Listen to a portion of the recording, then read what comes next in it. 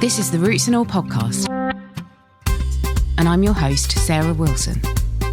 Join me as I talk about all aspects of gardening with some of the top horticulturists from around the world. This episode is brought to you by the team at Lechuza, suppliers of self-watering pots and planters. Lechuza brings decades of experience in state-of-the-art precision manufacturing to bear on its stylish high-functionality range of planters. All Lechuza products are designed in-house and manufactured in the same factory as the iconic Playmobil toys. The complete collection comes in a wide variety of traditional and trend-led colours and shapes, and they're highly reliable for use both indoors and outdoors. The integrated soil irrigation system ensures that the plant receives the perfect amount of water for optimal growth.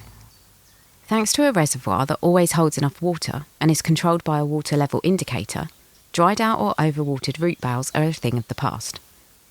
Find out more by visiting lechuza.co.uk. This week I thought it would be good to get an overview of the horticultural industry, so I'm speaking to the person with their finger on the pulse, Matthew Appleby, editor of Horticulture Week and host of the Horticulture Week podcast. We cover the effect of Brexit, plant passports and the pandemic on plant supplies, and how this has affected consumers. Find out how the industry is faring given supply issues and the uptick in the interest in gardening. Matthew talks about whether consumers need to adjust their expectations and their way of gardening, and we end on how the push to go peat-free is affecting gardeners and the trade too. I started by asking Matthew if the industry was being impacted by Brexit. Yeah, I think it is. I've been talking to people really recently, just individuals who want to bring in plants for their collections, and they say it's, the post-Brexit plant import system's causing them huge headaches because they can't bring in plants because, the cost is so high. If you want to bring in cuttings from the EU, it's 183 quid for an inspection now. So you're not going to bring in a cactus if you, collect cactus, for instance. And, all those hikes have been delayed, but they're now all coming in. And, they're talking about exorbitant fees and, about how they want a fairer system. And, talking to some of the sort of expert commentators in this, they reckon that, some tender greenhouse plants will go out of circulation because you can't bring in that stock from Europe very easily. Scarce plants come in for individual collectors from eBay, that type of stuff. They don't come in from nurseries and garden centres. I know the RHS recently put out some advice saying only buy from reputable nurseries and garden centres. Well, I think that's a bit naive because that's not how people buy now. They buy online, and it might be a specialist online seller, and it doesn't mean to say they're disreputable. One outcome, it could mean that, a collection of plants by someone like Plant Heritage could become more important because, individuals can't bring in unusual plants very easily anymore. Yeah, and that makes me kind of wonder, are we going to see, like you said, a narrowing of plant choice? And also, will we see the market cornered by maybe those importers who can afford to pay those kind of fees because they'll just absorb it in the cost price and the volume that they sell? Well, it's interesting. I was talking to Sue Beasley from Bluebell Cottage Gardens and Nursery, and she was talking about how cuttings cost 180 odd quid to bring in for inspections, but a finished plant only costs 18 quid. And she said this is counterproductive for the UK growing industry because it means that if you want to import plants, it's not actually that expensive if they go straight out onto the shelf in the garden centre or whatever. But if you want to grow them on from cuttings, which is what most British growers do from imported cuttings, actually it's really expensive. So that would narrow the range because you're only going to bring in a load of the same thing and not like lots of individual things because, it's just so much more complicated than expensive.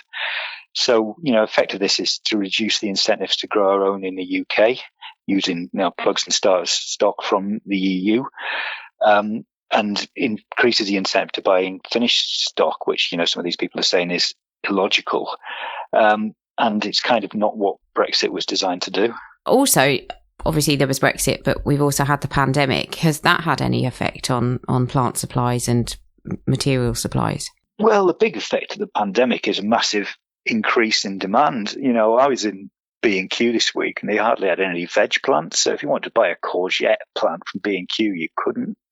And I think, because earlier this season was cold and wet, if you planted your courgettes when you should have done, they probably haven't grown. So you might want to buy a plant which has grown on a bit. And, if you're an average B&Q punter, that's going to be pretty difficult. So that sort of supply and demand thing has got really tough because there's so many new gardeners in the market. But I mean, obviously that's a really good thing. And that's happened across a range of type of plants. They're a bit harder to get, particularly earlier in the season.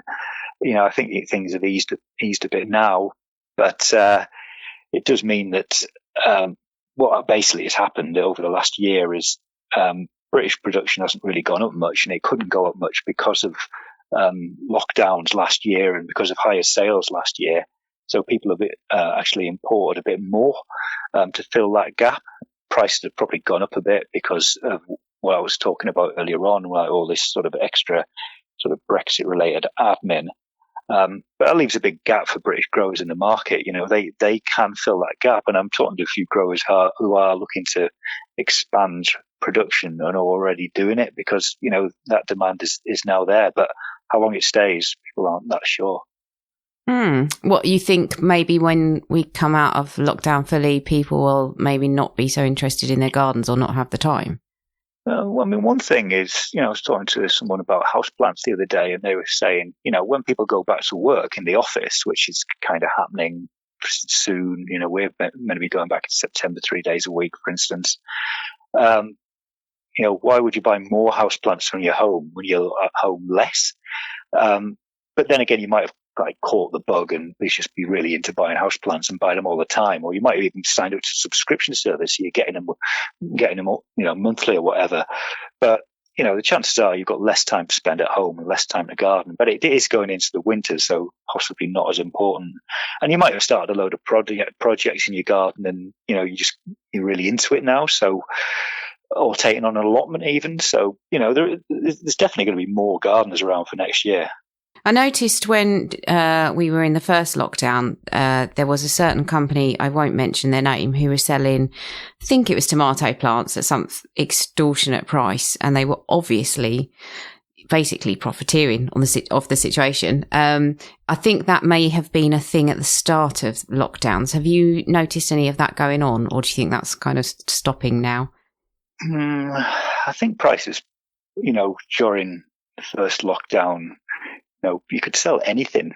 Like you could sell, if you had it and you put it on a website, you could sell it. Like people were selling seeds, packet seeds, for more than the price on the back of the packet of seeds. Because people were just going crazy, weren't they? I remember, flour and all that type of stuff. It was all a bit nuts. I mean, it's settled back down a bit now, but I think, in a lot of areas, kind of a new normal is a higher price. But I mean, the main thing about a new normal is it's just harder to do anything, isn't it? It's like not anything spontaneous, booking tickets, it's just all a bit more expensive and a bit more difficult. Yeah. And what about the hard landscaping side of the industry, the building and construction guys? Have you noticed any trends with that? Personally, I've seen problems with supplies and kind of long customer waiting lists. Have you observed that as well? Yeah, well, there's more worldwide demand. There's difficulties getting product from China, for instance, the Suez Canal. There's loads of house building going on. So for anything from sort of cement to timber to almost anything, it's more difficult to get and more expensive. So yeah, I mean, that is a problem. And, you hear every now and again of something that is just not available, hard to get. I mean, garden furniture is a big issue, for the garden retail trade, because traditionally this time of year, that would be the big sort of cash cow. It's pretty profitable. It's pretty high ticket. It's summer. People buy it now, but in fact, they bought it a few months ago because they had their garden parties because that's all you could do. And it kind of ran out. And it's hard, there's obviously issues in China, and there's issues with Suez Canal, and there's massive issues in terms of freight, which has gone up many, many times in cost. So getting hold of garden furniture now for something like, you want to have a bit of a garden party around the Euros football is pretty tricky. Like, people have got it on pre-order and they might not have got it yet. That's one particular garden related issue, but it goes across the board with any kind of hard goods. I was thinking as well about because everybody had more time, I wondered if you'd noticed people who are working in maybe the garden maintenance or garden design industries. Do you think they took a hit or will continue to take a hit if they have moving forwards, because people are tending to do it themselves and educate themselves and just get out there and have a go? No, I don't think so. I think every garden designer and landscaper I've spoken to has said they've never been busier, because during lockdown, people thought, well, I'll get my garden done, and I think that's continuing. People were sitting there in their house looking at their garden thinking, let's get it done. I think there's been a bit of a boom in that. Well, that's good. So there are some positive effects down the line. And you mentioned that some nurseries are expanding to growing more plants themselves in this country. Do you think there'll be an emergence of new growers and nurseries on the scene as well? Possibly. I mean, I think smaller growers like niche. I mean, that's pretty pushed pretty hard by TV people like Monty Don. Like, they obviously don't like big commercial growers, but I think big commercial growers, there's a fragile confidence there. Like, they'd like to expand. They probably haven't quite got the money, though they probably have earned money in the last year. Looking at the figures, a lot of them have been more profitable in the last year because of they've furloughed people, they've had various bits of government support, and sales were higher than they expected. So they might have some money to invest to grow. When I was talking to a UK orchid grower the other day, and he said, we're not going to expand, we're just going to fill our glass houses more. And he said, one thing we're going to do is we're going to grow smaller plants, because everyone's into sort of compact. So he'll grow more smaller plants, and he'll have more available. I mean, orchids traditionally been imported, and he said, the foliage houseplant market is massively expanding, so we're going to start getting into that, and that's never been available in the UK before. But I think in niche products, there's absolutely huge opportunities. Like, I've done loads on peat-free. You can't get peat-free houseplants, you can't get peat-free veg plants, you can't get peat-free plants in general very easily. So, that's one niche which, is just going to expand massively. And this sort of homegrown thing, the people want to buy homegrown, there's opportunities there, and demand this spring kind of showed that. Yeah. And how about the way that people are buying? Is that, has that moved very much online? Oh, yeah. I mean, I'm looking at the figures, and you're looking at someone like Thomson & Morgan, which bought Sutton's quite recently, and that's sort of 80 million. You get U-Garden, that's getting, it's 50 million plus. You're looking at Hayloft, which was 12.5 million. I mean, all these companies were way smaller beforehand. Things have moved on 5 years in a year. I mean, it's slowed down now in the last couple of months.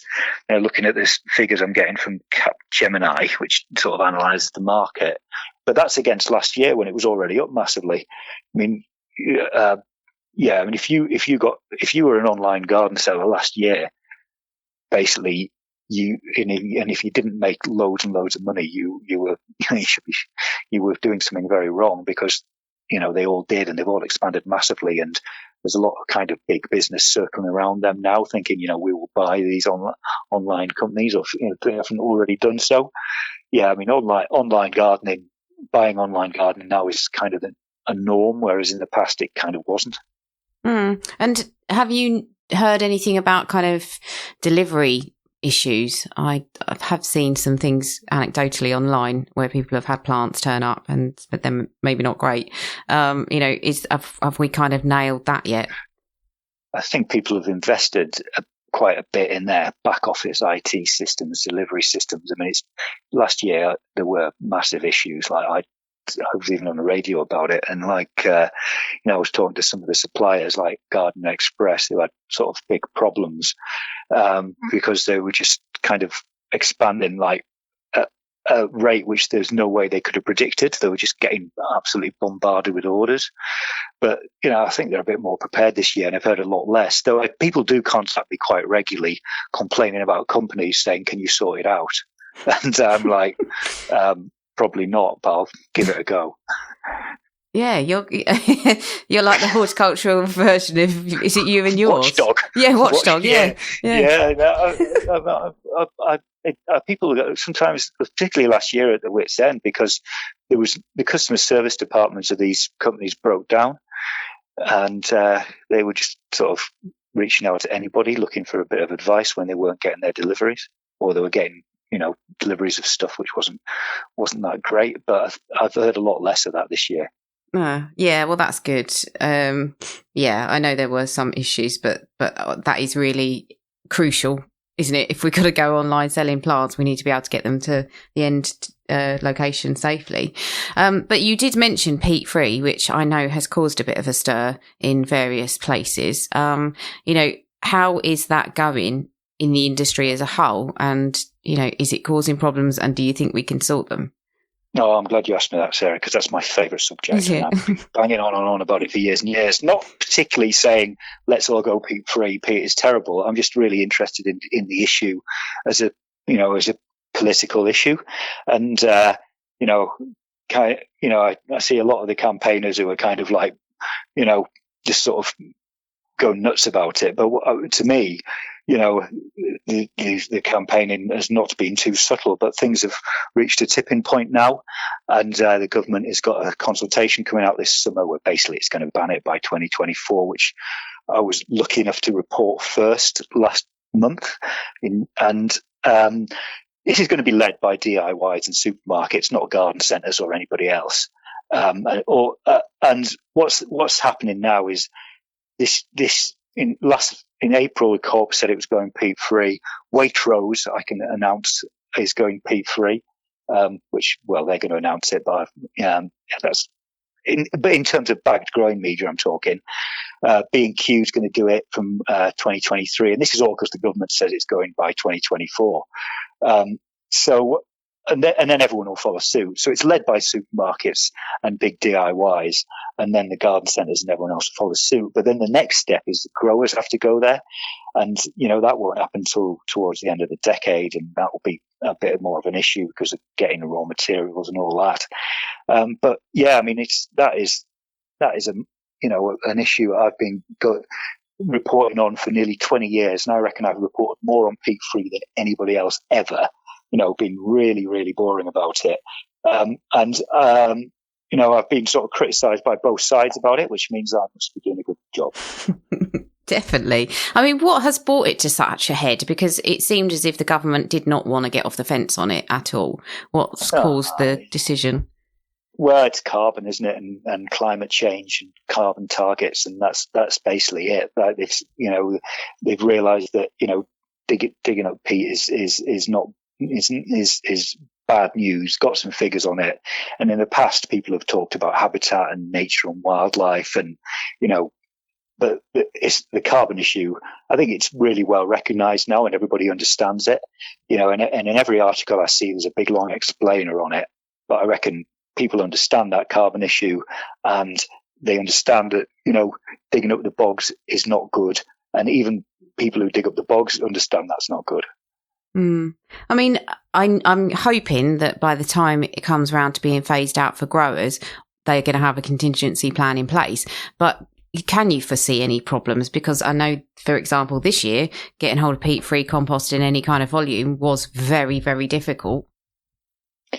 Yeah, definitely. I mean, that's the sort of standard reply from the industry, that there isn't enough other products available. And I mean, just as I was going on about before, if you're an online seller, you'll have done well. If you're selling anything that's not got peat in as a growing media, you're going to do brilliantly because people are kind of desperate to get hold of stuff at the moment. And yeah, there will be shortages because there won't be enough raw materials and enough production, and there will be price rises. Like I was going through a load of websites today, and people talk about price matching peat and peat-free bagged media, but it kind of doesn't happen. And it's the same up the line in bulk volumes for growers. So they're really conscious on price, but they're obviously really conscious on quality as well, which is a big issue, because if their plants look a bit wrong, then they're going to get rejected. But it's going to be the supermarkets and the DIYs who write it into contracts that they want it peat-free. So it'll come from them first. But they also write in quality standards, which might not be there from smaller retailers. So they're going to have to, somehow manage to grow in a new medium, which is different from what they've been using for 50 years and hit the same quality. Yeah, and I know for a fact that we had some issues with the compost that was contaminated, that was peat-free. And because I think it was in such short supply, it happened last year. And then when we went to reorder, we said, can you guarantee this isn't going to happen again? And they said, no, we can't. And we said, well, will we be compensated if there is a problem? And they said, no, you won't unless you're a commercial grower. So, even that, they've kind of, if you want to buy peat free and it's in short supply, they really dictate the terms and they can say to you, yeah, fine. Well, we don't care if you're a big, charity that's using this compost and our compost actually kills all your plants. We, there's nothing you can do about it. We're not going to do anything about it. So basically get on with it. So I do think maybe we've got a bit of a way to go. Yeah, probably. Yeah, I mean, the big growers, they just want consistency, and peat gives them consistency. And an alternative growing media, it might not be the same every time. So that they just want to be able to kind of rely on it. But I think it'll all come, and it's all inevitable. And you're seeing people like the National Trust manage to find plants, but they don't sell house plants or veg plants, because they're just not available, and I've done some big national stories on that type of stuff. So yeah, there's an opportunity there. Yeah, there is actually. There are opportunities. And thinking about that, maybe, I know it's a bit crystal ball gazing, but moving forward, what do you think are the main opportunities for the horticultural industry as a whole? Yeah, I mean, as we've talked about, import substitution, and just being greener, which may be peat-free, plastic free. When I see artificial turf as a bit of a new war ground, really, like, that's an easy thing for, an environmentalist to campaign against. So the government says it won't ban it or regulate against it, which we've reported on recently, but I can see big campaigns there because obviously, you can't really argue that artificial turf's great for the environment in any way. I mean, just sort of rewilding and just being a bit more rough around the edges, and how the industry fits in with that is a bit tricky. Like, if people are leaving wild patches, how do you sell against that? You can't sell lawnmowers against that. You can't really sell plants against that. You could probably sell a wildflower seed mix, but, I mean, what happens there? But I mean, grow your own's a big deal, and I think that that's going to run. Particularly, I think in the next year or two, when people are starting having to pay back all the sort of government pandemic money and taxes rise, and maybe the economy isn't so good. That's when grow your own, takes off again. I mean, it's already been massive during lockdown, but I think it'll rise again fairly soon. Yeah, well, I think it will, because the prices in the supermarkets just seem to be going through the roof. So, that's one aspect, I would think. Cool. Well, before you go, could you just talk quickly about your podcast and tell people where they can find it? Oh God, yeah, crikey, yeah. Take me by surprise now. We do a podcast at Hort Week, and it's sort of aimed at the industry, but it's free to access. And it's hortweek.com/podcasts. And we're doing them all the time. Like, I've just done one about Wimbledon tennis with the person who grows strawberries for them, Hugh Low Farms. Done one, I did one on artificial turf with the Lawn Care Association. I do one with growers, like people like Claire Austin, but big growers as well, like Johnson's and Wixley. And, retailers like Glendoick Gardens, he interesting, try and make them a bit more interested in just talking about trade stuff. Like Ken Cox talked a bit about his country music, his Americana, so I quite enjoy doing them. I've been inspired by you, Sarah. Thank you, Matt, who, joking aside, has been a very great supporter of Roots and All, and I appreciate him coming back on the podcast, the first ever returning guest, I might add, and giving his expert opinion on the state of horticulture. Thanks to you as well for listening. Don't forget to visit lechuza.co.uk to find out more about their indoor and outdoor planters with their built-in irrigation system. I'll leave you with Dr. Ian Bedford, talking about aphids and why we should embrace them in our gardens. As we head on towards spring, leaf buds start to break on plants throughout our gardens, triggering many different plant bugs to awaken from winter dormancy. Some of these bugs will be aphids, ubiquitous sap-sucking insects that rapidly reproduce to form large infestations. So their early appearance in the garden may cause concern and prompt the use of a chemical insecticide. But is that really the right thing to do, so soon after winter, when our garden's ecology is slowly but surely springing back into life? Over millions of years, aphids have become a vital food source for many other creatures, providing the foundation for numerous natural food chains to develop, that together create the complex food web that sustains a balanced ecosystem. However, aphids have also become plant pests, simply because they've managed to gain a survival advantage from our domestication of plants over the past 11,000 years. Our quest for ever better plants, selecting, breeding and cultivating them, has inadvertently produced many varieties that no longer have their natural plant defence genes, which has made life a lot easier for plant bugs such as aphids to feed and colonise these defenceless plants. In addition, vast areas of monoculture, the fast cycle from seed to harvest, and non-specific insecticides have all helped aphids to outcompete their natural enemies within field crops. Since ladybirds, hoverflies, lacewings and parasitic wasps, for example, reproduce at a much slower rate and rarely have a long enough period to effectively control aphid infestations. In our home gardens and allotments, though, we do have the opportunity to let the natural predators and parasites of aphids become established and to help the natural development of a balanced system. By not eradicating the aphids when they first appear, their numbers will rapidly increase. But rest assured, before long, insectivorous wildlife will find them, and we will start to see how nature works towards restoring a balance. The problem is that where insectivorous wildlife has become scarce, it'll need time to re-establish, and so a balanced natural system for controlling aphids could take many months or even years to become effective. So as those aphids begin infesting our garden plants, instead of regarding them as a problem that needs eradicating, perhaps we should try and accept them as that first vital component of a balanced garden ecosystem. And if their infestations do become intolerable, we use alternatives to chemical insecticides, perhaps knocking them back and slowing them down with water from a fine garden hose spray, whilst their predators and parasites get on with their work.